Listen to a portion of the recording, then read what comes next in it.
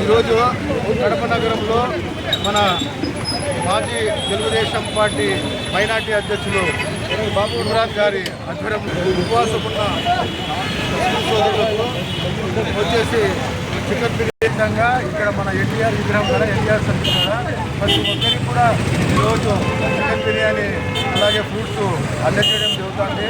ఇది మన కడప నగరము కడప జిల్లా యొక్క సంస్కృతి. కులమతాల అతీతంగా అందరం కూడా ఒకరి పండుగల్లో పాల్గొని దాంట్లో ఆ పండుగల్లో అందరూ పాల్గొని దాంట్లో ఉన్న వృత్తి మరి ఏ దాంట్లో కూడా లేదు. రంజాన్ మాసం వస్తే హిందూ సోదరులు వచ్చేసి మన ముస్లిం సోదరులకు శుభాకాంక్షలు తెలపడము, వారికి ఆశీర్వదించడము ఇవన్నీ కూడా గతంలో మన పూర్వీకులు మన తాత ముత్తాతల కాలం నుంచి కూడా సంక్రాంతి పండుగటప్పుడు ఉగాది పండుగటప్పుడు మన ముస్లిం సోదరులు వాళ్ళ ఇంటి కాడికి పోయి ఆ యొక్క పండుగల్లో పాల్గొని వాళ్లకు శుభాకాంక్షలు తెలిపి ఆశీర్వాదాలు తెలిపి చాలా సంతోషంగా ఉంటుంది.